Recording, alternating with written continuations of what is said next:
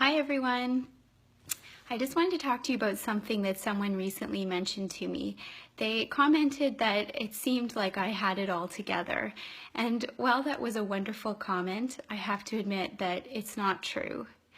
For those of you that don't know, my name is Jennifer Hessler, and I'm a naturopathic doctor, and my mission is to teach women the most effective, time-efficient ways to incorporate healthy eating, exercise, and stress management into their lives so that they can go on to do everything that they want to do.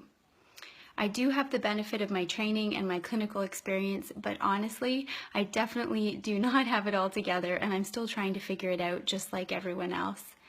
My podcast this week was on the subject of mom guilt, and I am still guilty of experiencing mom guilt.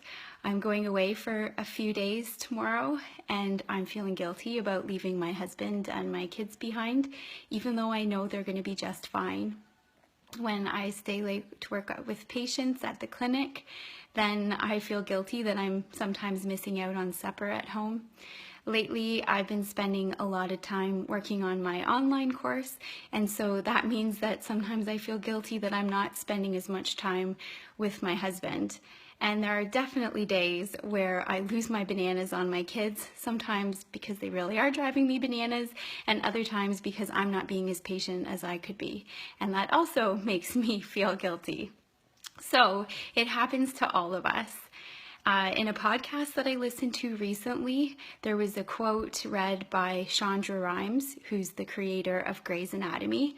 I don't even know if it's still on, but I loved that show when it was. And she was talking about answering the question when people ask her, how do you manage to do it all? And her answer was, I don't. She said whenever she's succeeding in one part of her life, that means that she's failing in another.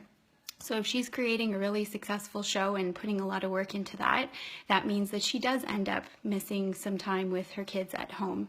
However, despite that, she feels that it's more important for her 3 girls to see her doing something that she loves and being happy than it would be for her to spend all of her time with them. And I think that really hit home for me.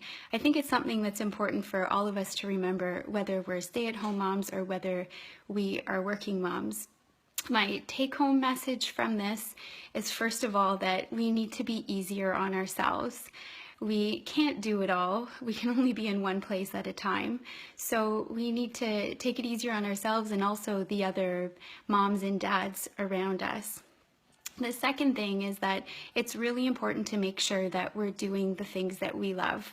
Of course, we want to spend quality time with our kids, but our kids also need to see us doing things other than just spending time with them.